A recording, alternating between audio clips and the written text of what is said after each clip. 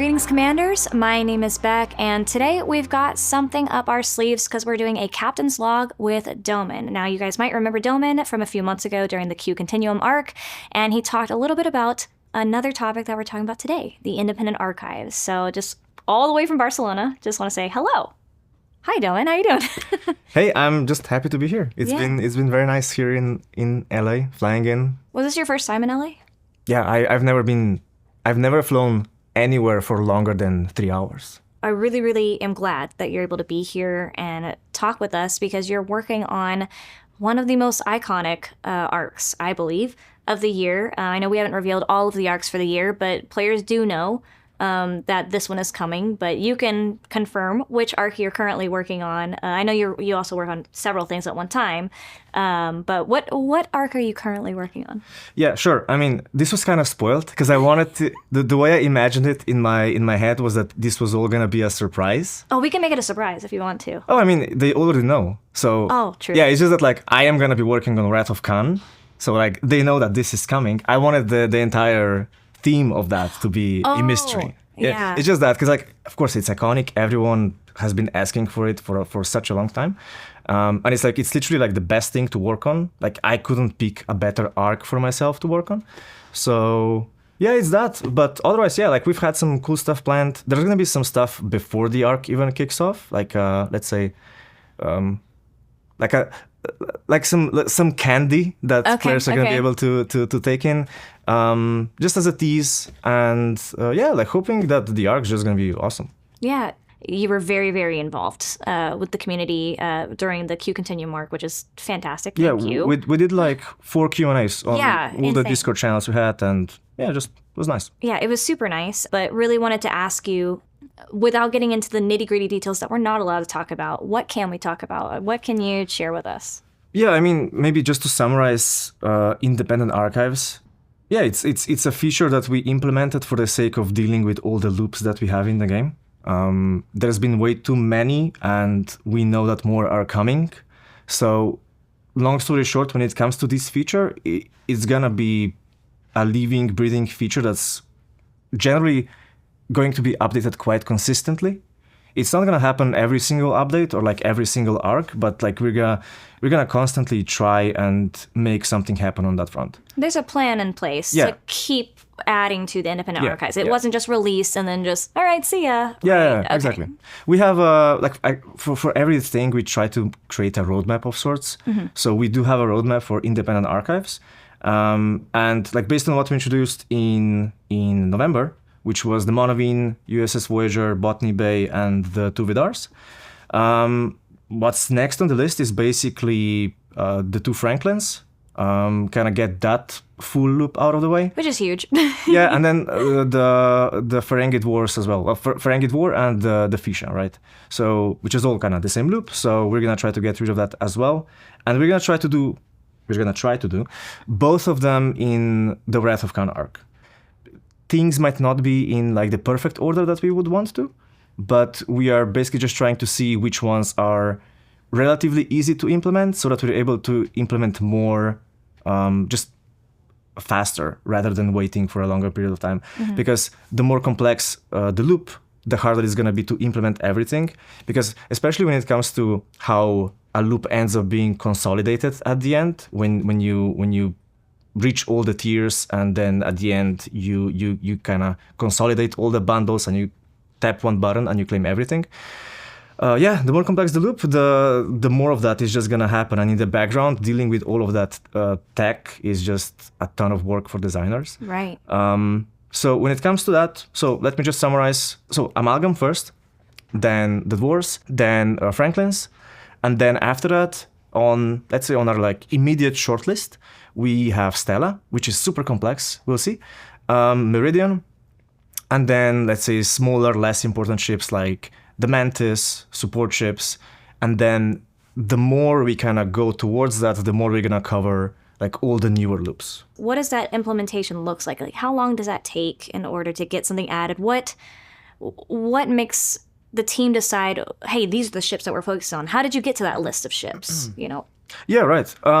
So in terms of implementation, it really depends based on the complexity. So what I mentioned before, the way we do it is that when it comes to just like setting up the framework of, hey, you have to reach tier 1, tier 2, tier 3, etc. That's very easy. That's like done in less than a day. But when it comes to taking all the bundles in the background, all the rewards from every single loop, and then kind of bunching everything together, that takes time. Because you also need to make sure that like for every single player who is at different points in their, let's say, user journey for a certain ship, you have to turn off all of those bundles. You have to make sure that all those bundles end up fitting in. So it's that. I think overall, like at the end of the day, it would end up like maybe 2 weeks of work. But yeah. Per one loop. But yeah, don't quote me on that, I guess. And that's if you're focusing just on that, right? Yeah. It's not like that's the only content. Yes. They have to put the disclaimer out there, like that is not the only thing. So obviously that's balancing on top. If you focus on nothing else, potentially 2 weeks per loop. Yeah, kind of. And probably like designers in the team, if they are watching this, they're like, what is this guy talking about? But yeah, I would say like maybe like 2 weeks, because when it comes, we need to kind of have two designers working on it, someone who's going to be implementing it, and then someone who's going to do the full economy behind it and everything, and do the balancing and make sure that the archive fits the design philosophy that we have and stuff like that. So yeah, there's some work there. It's not too big. It's not like feature-sized edition. It's very scalable, but yeah, it does take some time. Right, and then also along those lines, it doesn't even include like testing and multiple, That's it. So that's just the implementation piece. When we were working on Independent Archives, we first wanted to see how players would react to it. So just sheer feedback coming from the community, and on that front, everything has been positive. I haven't seen that many complaints about it, and I think even in some content creator communities, like this has been branded as just about the best update in like the past 2 years of Star Trek, which is awesome. I'd like to hear that. yeah, that's like very nice for like a first update ever in the team. So we did that, and we also wanted to check internal data. We wanted to see how players actually progress through these loops, if they are actually able to progress through them faster, which is one of the goals of the feature, and just be sure that we are on the right track. So we kind of have all the data points here. We know that everything looks okay. Players like the feature, and now it's basically time to start considering additional archive additions consistently over the year. And like maybe just to say, like my ideal approach here would be that like by the end of the year, we end up reaching all the loops that we have implemented up until the end of 2024. That's a lofty goal. I like it. That's a very ambitious goal, given the stuff we were discussing about implementation. I would love to see that, so that when we are getting ready for 2026, we are able to start, let's say, deprecating like also 2025 loops. Because there's going to be new stuff coming in. I want to make sure that players end up having, at the end of the day, once this feature is fully in place, they just end up having like 4 to 5 active loops at the same time. But yeah, we'll see. Yeah, but I want to go back just a minute or two ago. You were talking about your hope, for the Independent Archives and how it continues to grow and evolve. So I have a couple questions. One follow-up question. You mentioned already some of the ships that are in the pipeline in the plan. You didn't mention, all of them, but you did mention, some of the ones that are already in the pipeline being worked on being added. Why those ships? Why did you land there? Why we ended up deciding for the ships that we went for? It's based around several factors. Initially, you can kind of see that the loops that we covered was Botany Bay, which is like, it's basically the second loop that ends up being activated for players. Franklin is sooner at Ops 16, 17, something. And then Botany Bay, exactly. And then I always mistake those. And then Botany Bay is 18. So we did Botany Bay, and then in 20s you have Vidar. And then, of course, we did Voyager, and then Vidar Thalias and Monarin. So initially, we tried to get like a very nice coverage across the entire ops range that makes from that perspective. And other than that, it was also kind of based around how old these loops were, and how much it really makes sense to then, let's say, deprecate them, complete them, and kind of put them on the list for, be higher up in the prioritization for archives. And we're kind of gonna do the same now for everything that follows. The older the loop, the higher the odds it ends up being covered. The less engaging or interesting the loop, I think that also makes it a bit higher up in terms of how much we're going to be prioritizing in completing it, and also the complexity of it. Yeah. So I would love to, at some point, deprecate loops like Cerritos, Defiant, Titan. But the thing is, those ships won't be consuming that much of your time, and they're not that complex. So they're fairly easy to deprecate once we end up doing that. Yeah, they're just lower on the list. Yeah. When it comes to stuff like the Stella, when it comes to Meridian, and the loops that I mentioned before, those are more complex loops. They require you to do daily claims, especially Meridian, for example, is one of those. Like if I had to choose, I would do that as soon as possible. It's just that because it's going to be simpler to implement Franklin and the Dwarfs because of their lower complexity. We're going to hold on that one. But that's generally a huge factor. So I would love to see those more complex loops ending up in sooner. But yeah, just that's in general. That's kind of it in general. So it kind of boils down to complexity, how old a loop is, how it currently performs, do players like it, stuff like that. So some of the ships that you mentioned were ones that were brought up as feedback from the community of things that they would like to see. I'm sure some of those were already on the radar, but maybe some of those were ones that you're like, oh, actually, we could sneak that in there.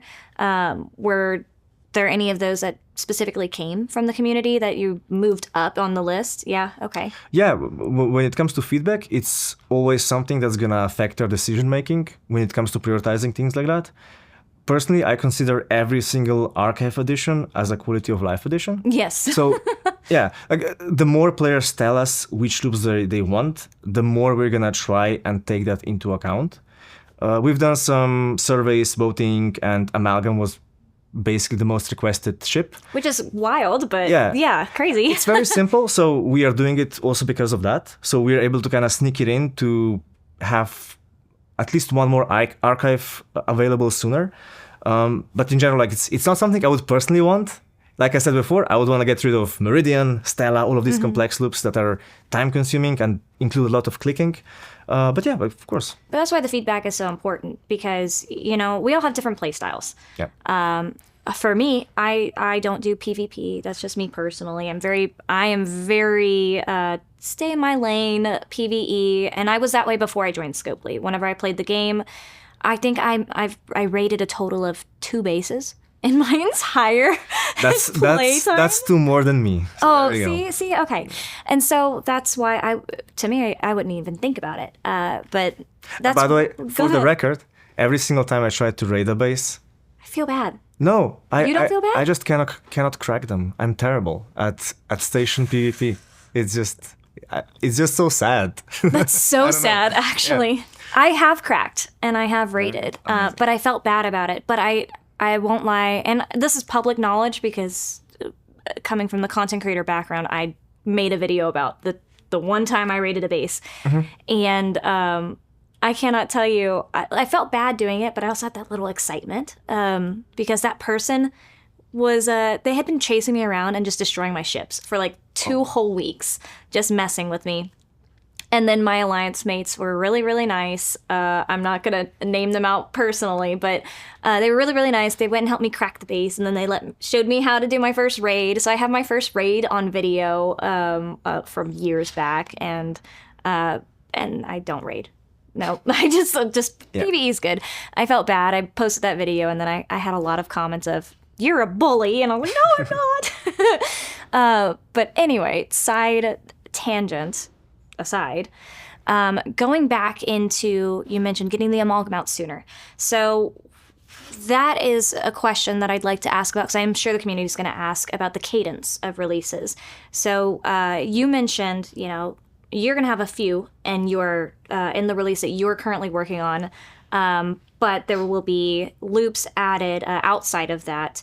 I am assuming that this is not going to be like what we did in Q Continuum every single time. I'm assuming it's not 5 loops every single time being added.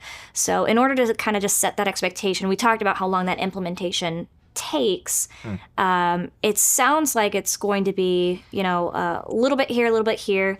Here's a group, and then maybe a little bit here, and then I don't know. But it sounds like there's a plan in place for that cadence. Correct me if I'm wrong, but it's not going to be every single time 5 loops, right? Oh yeah, no, that's not Okay. going to happen. It really depends. The general principle is loop in, loop out. That's it. I like that principle. If we introduce a new loop, one loop should be saying, "Hey, I'm done. Goodbye." And to kind of expand on that, it's a bit more complex than that. What we actually try to do is we try to make sure that whenever we introduce a new loop, we need to understand how long it's going to take to engage, interact with that loop, and then make sure that we eliminate the same amount of loops that in some value amounts to that time that would be spent engaging with them. So like you're kind of balancing the time players spend so that you're not by accident adding the time that they have to spend in the game, which would just result in, again, like a experience that would be just too time consuming for some players. And this would again lead to players just being vocal about that feedback. And this is where the archives as a feature would, to some extent, even fail, because they wouldn't serve as a feature where loops go to just die in many ways. I was trying to avoid that word. I was seeing you. I was thinking about can I it. say another word other than this? No, this is the Yeah. But yeah, it needs to balance out. This is where loops go. Yeah. It needs to balance out. The guiding principle though is just loop in, loop out. I know I've already said it, and I say it every single video and every single article and all the things, but that feedback is so important because that tells us, not just how the players are feeling, or what they like and don't like, but it also, like you said, it helps us to see like, oh, they're prioritizing this one, and we can ship this out sooner because now we know. So those Q&As are important. Those feedback channels are important. And if I could shout anything in the world, it would be please give that constructive feedback, not just the I don't like this, but I would like this. I'm super happy I got to work on something like this as my first piece of content. It's here to stay. It's going to continue to be expanded, and it has to be expanded because it ensures the health of the game. Yeah. And it's that simple. It's just loop in, loop out. That's it. Loop in, loop out. And just in general, I'm excited to see that there truly is a focus on the Independent Archives as for our players to be able to progress in the way that they want to progress and not feel tied up, with older content. Up until this point, we are actually just like, we are setting the foundation for this machine to start working. And then once we reach a point where we go into the full-on approach of, we are introducing these new loops in this new year. At the same time, we already start retiring loops from the previous year and make sure that the experience is always focused, as it should be, to like 4 to 5 loops. And that's where, for me, it's just gonna click. It's gonna be a process. It's gonna take time. It's gonna take time. But hopefully, at least like these, let's say, relatively consistent additions are gonna start making that experience better and better and better. We told the players we're going to keep iterating on this, and it's been no secret. Every update since then, players have been like, well, what's being added? When's it coming? And so that's what this is. This is, hey, like, we're doing it. It's coming. There's more stuff coming. Some of these loops are coming sooner than later.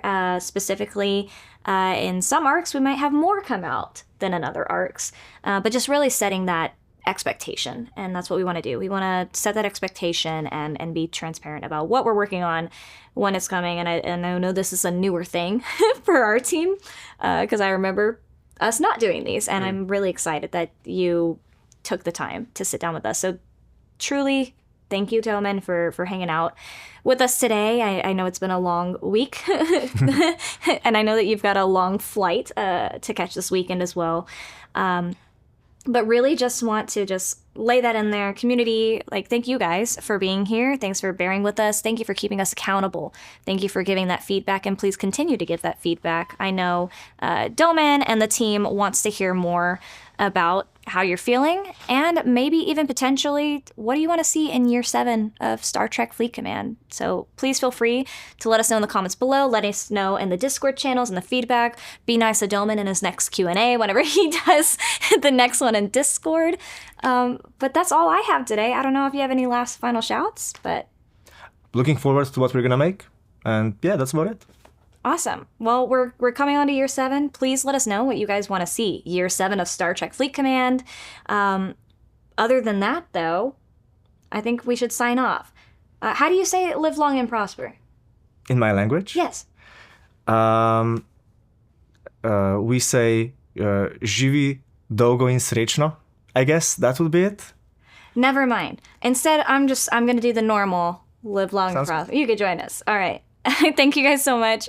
Live long and prosper, and we'll catch you on the next one.